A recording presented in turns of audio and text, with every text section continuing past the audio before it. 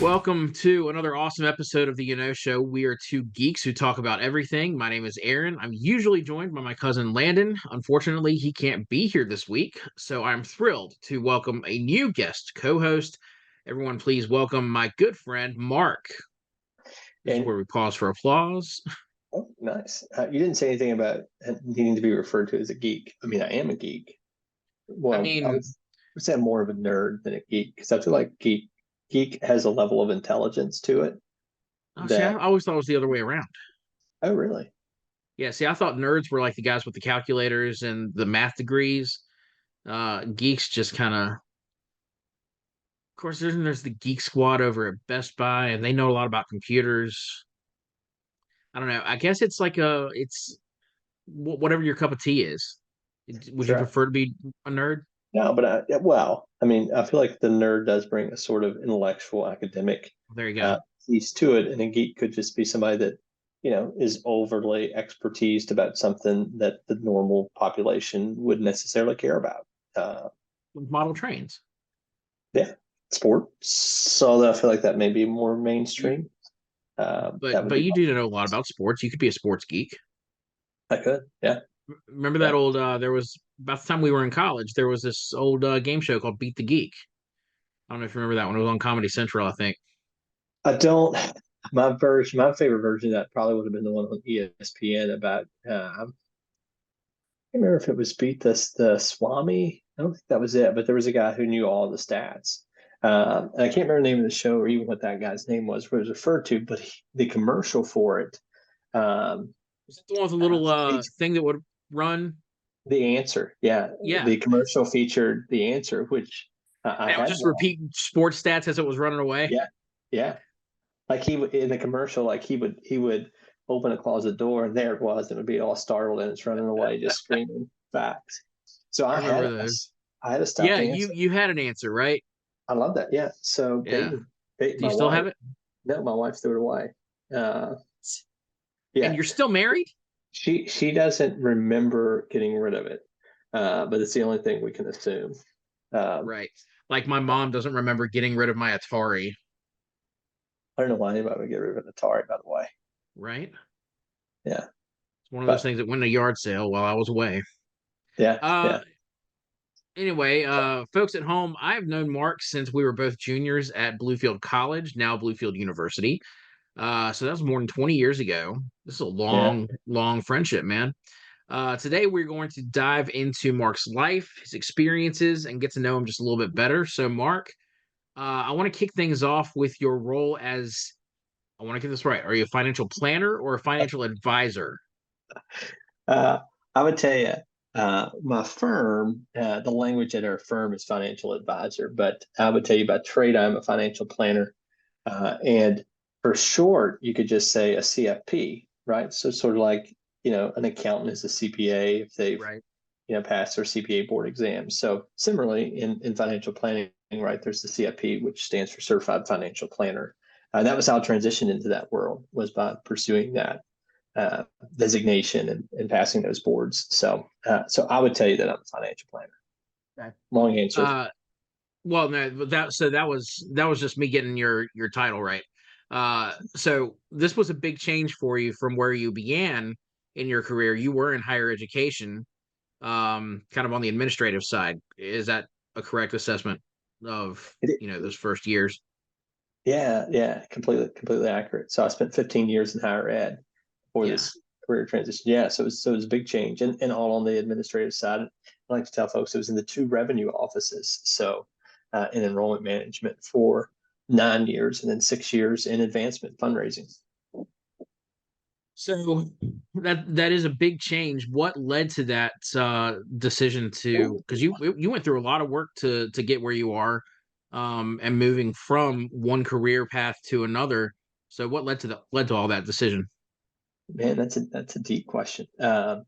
So for me, it was my last role in higher ed. I was director of development, so director of fundraising for athletics at an institution here north of Richmond, Randolph-Macon College. Super special place. Particularly, you mentioned earlier, I'm a sports geek, right? So it was a dream. Really was a dream. I loved it. It was Division III athletics. I think it's one of probably, gosh, I would tell you one of the top 10 D3 athletic programs in the country. It's that unique and special on the sports side. But my wife and I, so I got married a little later in life, as you know.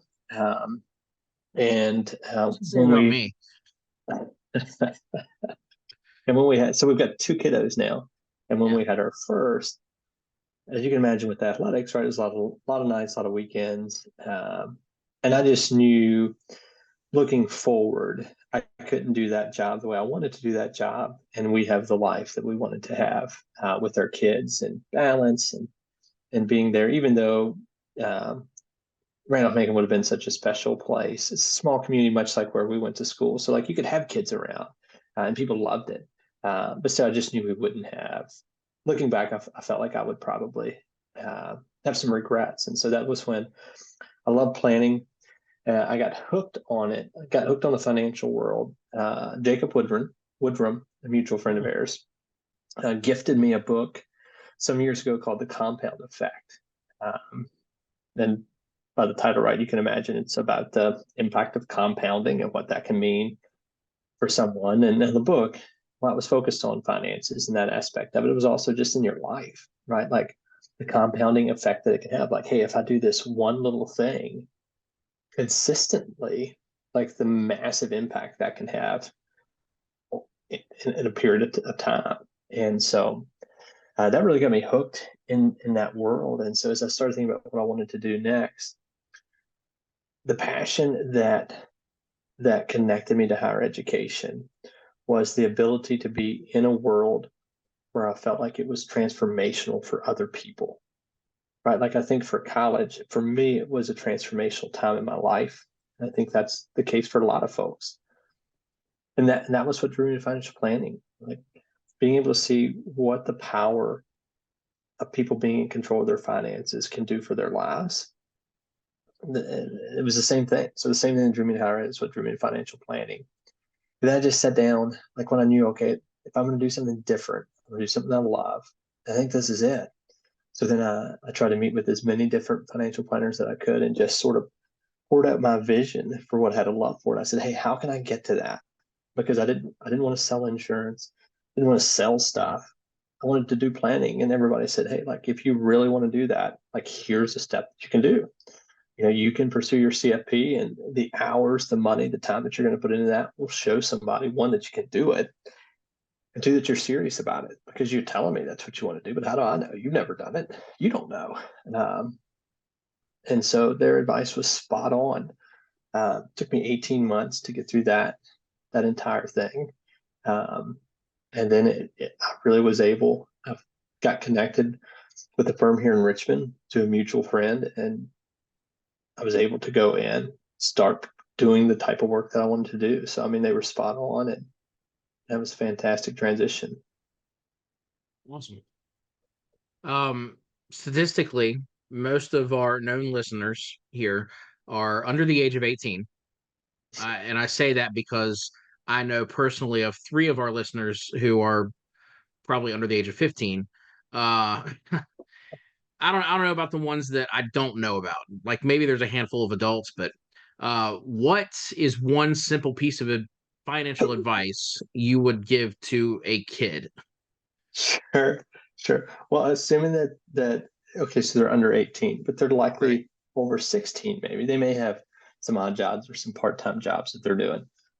I would say the one piece of advice that I can give, and I have to, as a CFP in this world, I always have to put conditions on everything and say, hey, it depends on your unique situation. But I would say start putting a little bit of money away now, and the power of that.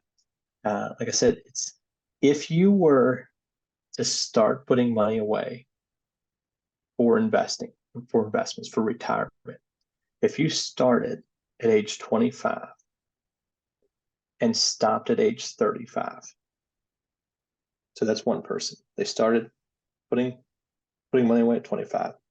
They did it consistently until age 35. They stopped at that point. And then someone started at 35, putting the same amount monthly away.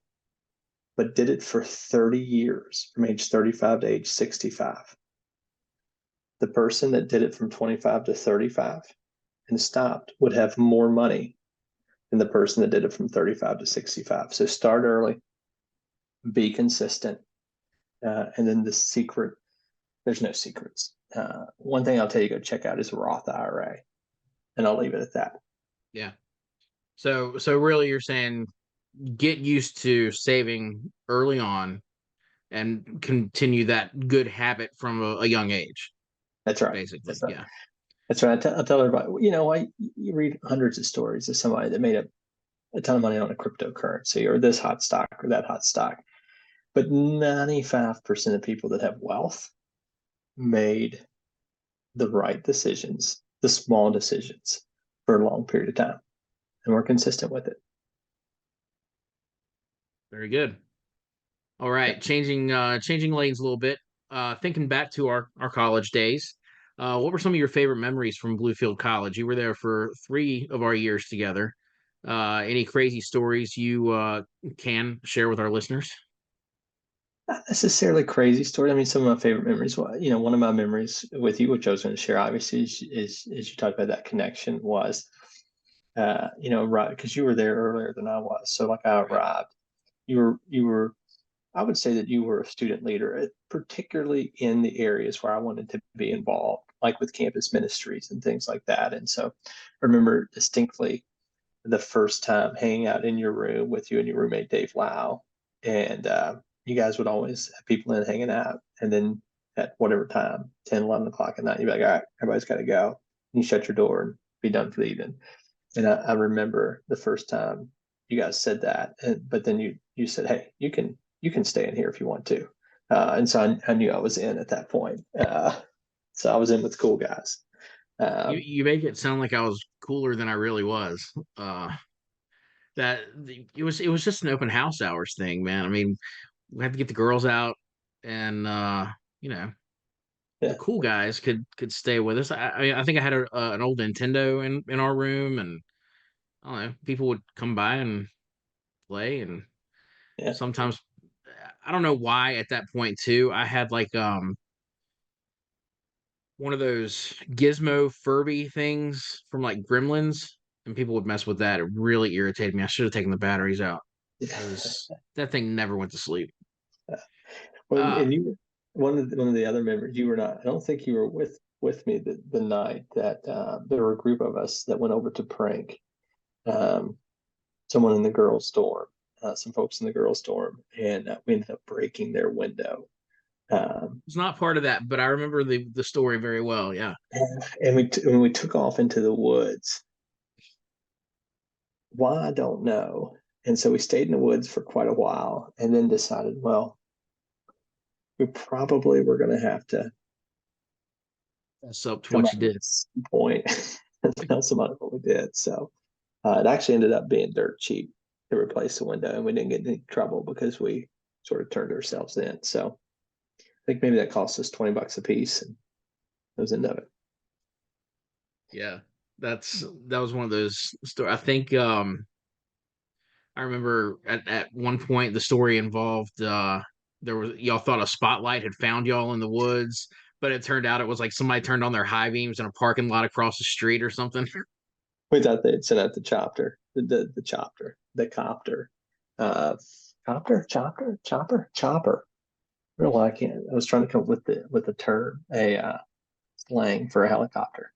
Um, You're combining two things. It's fine. yeah, yeah. Well, when I first got there, like if you walked around at night, campus safety would stop you and ask you for your ID. So I mean, wasn't out of the my thought process to think they're probably going to put somebody up in the sky to find us. With that kind of level of crackdown.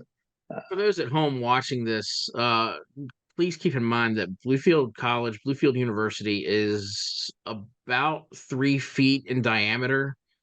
Uh, it's yeah, not a big campus. There's how many students would you say there? Like seriously, how many students do there they have on now. campus these days? These days, there wouldn't be a fair. I'm just not in the know enough to say. My assumption is there are probably 300 300 to 350 students on campus today. My hunch is we were probably around 400 maybe on campus because I feel like campus was pretty vibrant. Yeah. I mean, I think all the dorms were full when we were there. Now there are more dorms now, but they're not Right. all full. Yeah. But there are two new dorms there since our time uh, there. So There's two new dorms now. yeah, East River Hall, which is a traditional style That one I dorm, yeah, that one I knew. and then the I've townhomes. been in So that one. they built townhomes. Oh, okay, yeah, I forgot about the townhomes. Yeah, that's right. Yeah, I forget Um, Bluestone. Maybe they're the Bluestone. They're waiting to put a name on them. So if you're thinking about that 6 or 7 figure donation, it could be the Peck Residential Center. I'll write the check tomorrow. It's in the mail. I'm gonna post date it for like 50 years from now, but we'll see what happens. All right, shifting gears again a little bit. You grew up in Virginia's beautiful Botetourt County. How did that Seedbed of the environment? Republic. What's that? Seedbed of the Republic. Oh, really? Mhm. How did that environment shape who you are today? And do you have any favorite memories or quirky stories about growing up there? Yeah, all sorts of memories. So I grew up very, very rural, so Botetourt County, but the northern end of Botetourt County, uh, in Eagle Rock, Virginia, but we did not live in Eagle Rock town proper. And I know you had an outdoor adventure or two near where I grew up, Sure. uh, near Roaring Run, and so very rural. Uh, so many memories. Loved every bit of it. Um, as I look back now, so I live near Richmond, Virginia now, and I traveled a lot for work prior to moving here. And so I would be in Richmond, I'd be in Northern Virginia, Tidewater. So like kind of the biggest population hubs in our state, right? And I didn't think anything about pace of life, but I tell you what, when I moved to Richmond, lived here permanently, the pace of life was a shock for me. So I would have probably already passed away if I'd have moved to Northern Virginia because like people in Northern Virginia, Richmond feels too slow to them. Like I could barely do the transition to Richmond. So Yeah. it's just such a slower pace of life. Loved it. I loved it. But and as you know, both my parents have passed, and so right, like my brother and his family are still there, so we go back a lot. A lot of memories, and it was just a fun life. Pretty carefree, which probably wasn't the case then because you worry about everything. Do you have the right? Are you cool enough? You know, I was kind of a Steve Urkel type through. I sort of channeled the Steve Urkelness through like fifth and sixth grade and middle school. Like I always wanted to pine after the most popular, most attractive girl, and so like I didn't have a shot for that, but then I would just pine after her in a like a really annoying Steve Urkel type of way. Um, so there's lots of worries and all that crap, but yeah, I wouldn't trade it for anything. And I think about how lucky I was now, like living here and just it's not nearly as relaxed and as laid back. And man, life's too good. Life's too sweet to like be stressed and feeling pulled in different directions. So Mm. yeah, probably the pace of life is what I enjoy the most. So talking about family a little bit, can you share the story of how you and your wife met? You mentioned her name Peyton a while ago. Yeah, yeah. So Peyton, like I originally, uh, this will be a long story. I'll try to make it short because it has a bit of Okay. a history to it. But um, so I actually first heard of Peyton years ago when I was in college. So before I came to Bluefield, I was at community college. Um, what used to be Dabney S. Lancaster Community College now is Mountain Gateway Community College. And so I was very involved in campus ministry. And we got plugged in at the BSU in Lexington with VMI and Washington Lee. And Peyton's oldest brother was at VMI and was involved in the campus ministry. Campus ministry. So he and I got to know each other and we're good friends. And in fact, one summer was going through, it was when I was serving as a youth pastor one summer, and I was driving through on my way to scout out a mission trip in Virginia Beach. I ended up staying at their house. So I met my in-laws, in which they didn't remember me. So, it didn't make much of an impression. Impression. Yeah, yeah. But I did remember, uh, so I knew Taylor had a sister, and did remember thinking, like, man, I wonder if she's hot. But I did not meet her. So I didn't meet her that night when I arrived. And then the next morning when I got up, she had already gotten up, had breakfast, and left. So I left not knowing whether or not Taylor's sister was hot. Um, Fast forward a whole bunch of years, knew of her. My brothers married one of Peyton's best friends growing up. So I saw her again at my brother's wedding. She was one of the bridesmaids. Um, Not the first bridesmaid that I went on a date with, but the second one. So it took me a little bit to find the right one. Um, but so Working we, your way through. yeah, yeah, yeah. And that's, yeah.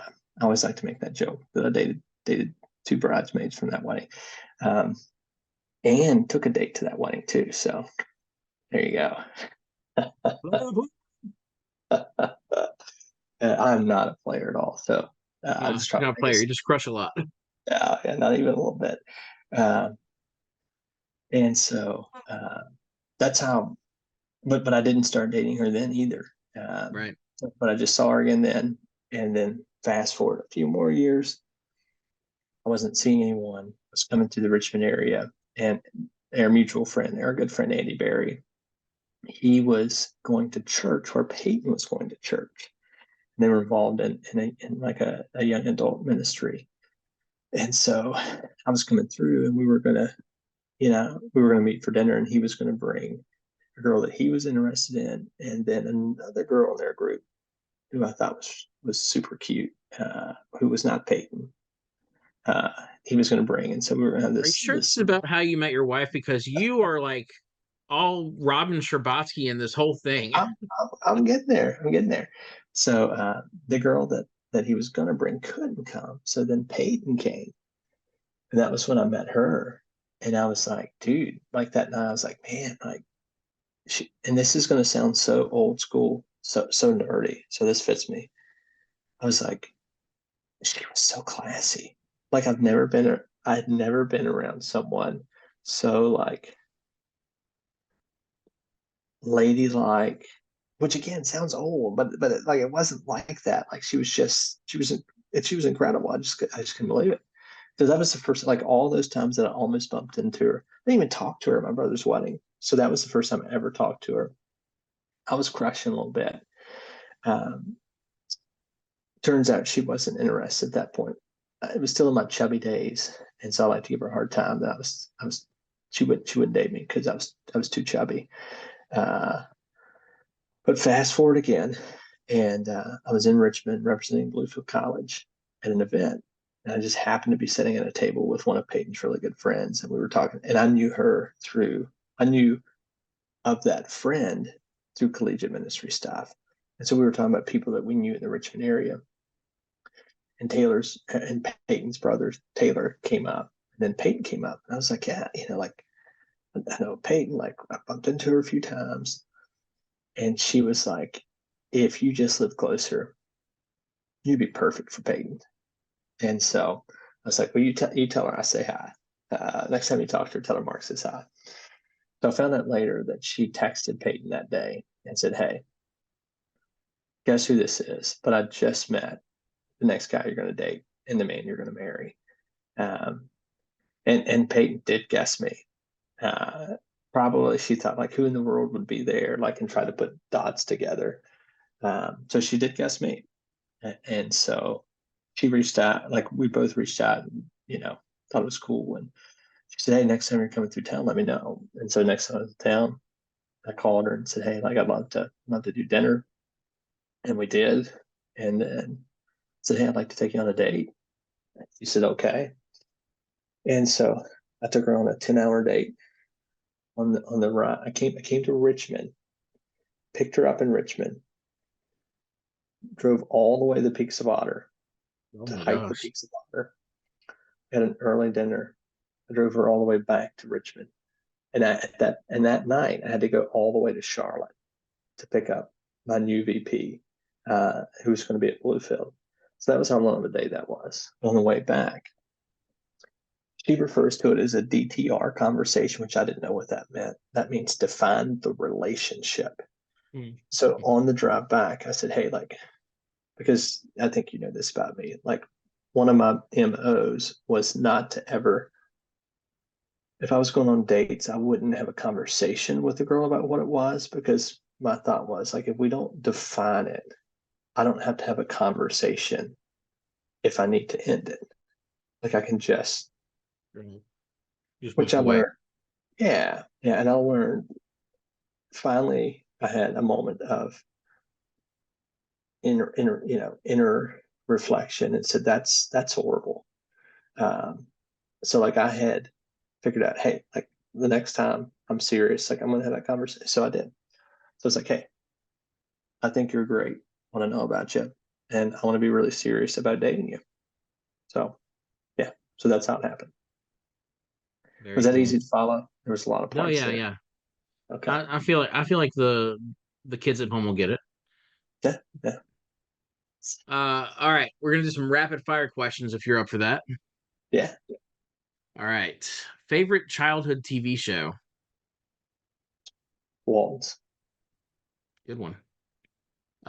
If you could have dinner with any historical figure, who would it be and why?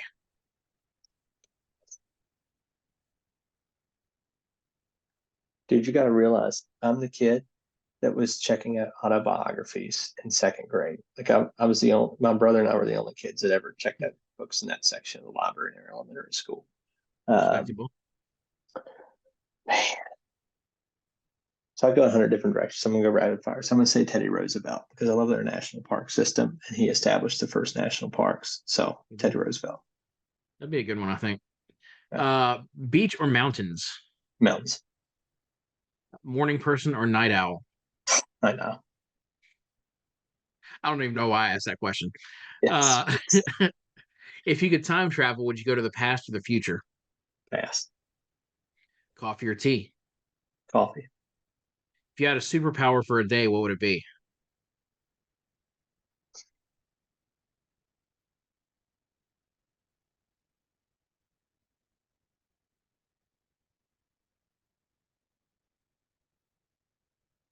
Not worry.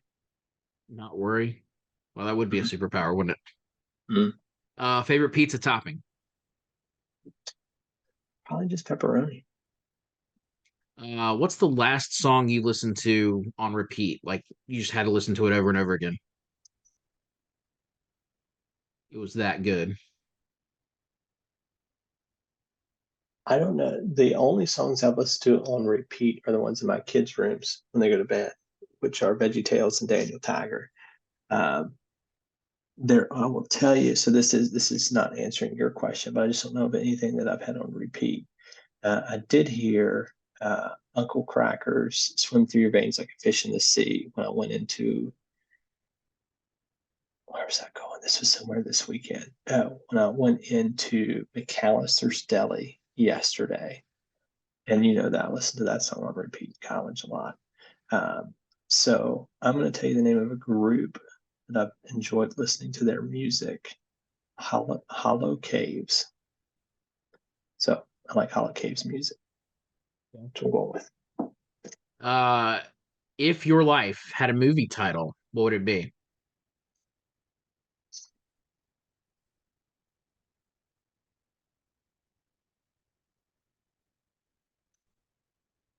Digger Rock Kid, The Eagle Rock Kid. I like that.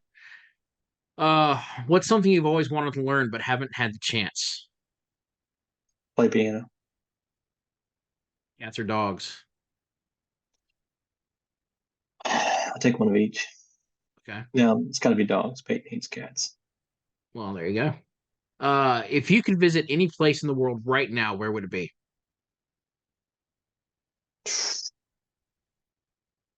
Maui. Okay. Favorite app on your phone? That's what I will say, because the kids may know this.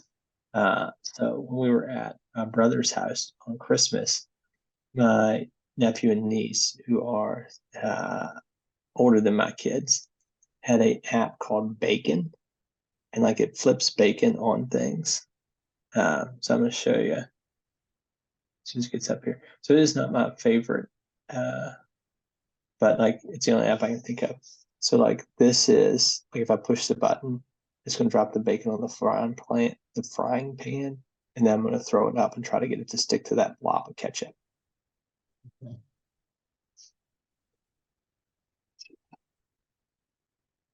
don't even know how to do. Oh yeah, let's see if I can do it. All right, is it coming in clear? Yeah. Ah, I missed it. So, all right, so you're gonna have to go add bacon on your phone now. I'll have to look that one up. If you could have a conversation with any living person, who would it be?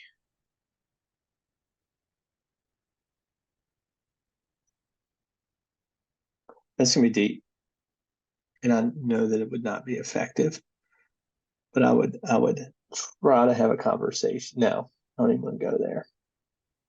Instead, try to have a conversation with Donald Trump to like just try to make him understand what he's doing with his rhetoric. Uh, Now, obviously, he has gazillions of people around him. Um, so if Yeah, they but can't get through to they're him, all sycophants, and they just say yes. apparently, and this isn't anything derogatory towards his politics or anything like that, but there are so many people that just I've never seen in my lifetime. I've not seen. Uh, I don't mean this the way it's going to sound, but an idolization of someone from one group, and so folks can't. Uh, I don't feel like they're able to think critically because they stop at his rhetoric. And I would just try to speak some truth into him. So that's all I can come up with right now. That would be a very brave thing for anyone to do. All right, most adventurous thing you've ever done.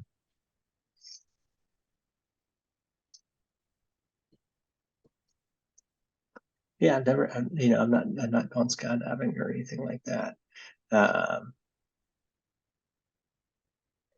I, I've not done this yet, but something that I want to do, and I think it would probably be on that list. So I've done a lot of backpacking, but I've never gone by myself. I've got some buddies who have, and I feel like I'd be scared out of my mind to be in the middle of the woods by myself.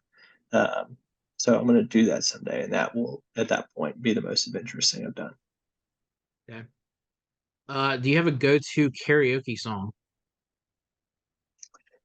I do Ghetto Cowboy by Bone Thugs and Harmony. All right. If you could have any job for a day, what would it be? I have a job that I love, so I can't say that. So there are, I'll give you two because often I will think about jobs I think would be fun to do for like a month. I think it'd be phenomenal to be a waiter at like a super nice restaurant for a month. And I also think it would be fun to be a truck driver for about a month. So those are two jobs I'd love to do. Basically, you get to see the whole country if you're a truck driver. That's right. Oh man, retired, kids are grown, Peyton and I just riding the road in an 18 wheeler. Have one of those comfortable cabs where you can sleep in the back. Yeah, yeah, it's a good Yeah, I thought life. about that. Where Matt, what's a skill you wish you had mastered by now? I said play the piano, was something I wanted to learn how to do and I've done. If I your answer's always the wanted to, same, that's fine. But well, if you have, yeah, I was going to say, I mean, I wanted to dunk a basketball, and that my time frame for that has since passed. I don't know that I'd say that's a skill, uh, and I can't get there now because of muscle loss at our age. Um, so yeah, I'm gonna go with play the piano. and lastly, what is the weirdest talent you have? If you can think of one, it's usually a stumper. Yeah, um, I mean, folks think that I generally know, and I mean, obviously, you are far more intelligent than I am, and know more. You will forget more things than I've ever known.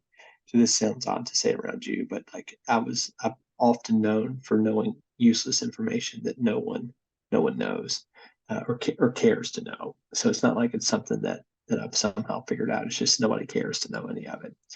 But I was a history nerd, loved it, and so like I just know all this random stuff about history. Um, so yeah, so knowing stuff that people just don't care about would probably Yeah. be my talent. Yeah, I've always described myself as a cesspool of useless knowledge. Yeah, It's not going to do me any good anywhere unless I get on and yeah, Jeopardy or something. and that's why I say like it's embarrassing for me to say that around you because you know 700,000 more things than I do. Uh, We so should put a trivia team together. yeah, yeah, you would answer all the stuff, and you know there we go. Well, I don't know. You could chime in on. Yeah, the sports I stuff. see. Yeah, here's what would happen. Like I wouldn't know any of the sports like categories, and so that's where I would need you to really kick in because I know you've got more sports stats in your little finger than I've got in my entire body. Well, that's because I had the answer here living with me for a period of time. That's right. All right. Before we wrap up, any exciting plans or projects on the horizon for you? I wouldn't say that the project or plans. Um, Peyton and I are hoping to have a getaway, just the two of us, to Mexico later this year. So that's super exciting for us. There are a few little things that we're hoping to do in the house. So it's going to sound super not cool, but like put in recessed lighting and like if you're in a house that doesn't have great lighting like we are now, like that would be super cool. Um, yeah, I built forts and tents with my kids at uh, our first camp out a Very couple nice. months ago. So yeah, so hopefully some more forts and tents and things. Always fun building a fort. Mm, true, true.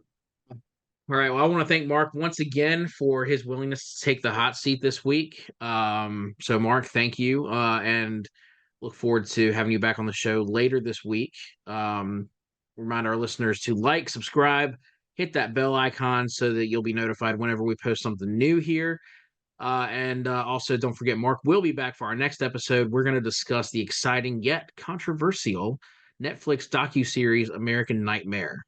Don't worry, it's not as scary as it sounds, but it is a little creepy. So, parental discretion will be advised. All right. So, until next time, have a great whatever it is, wherever you are.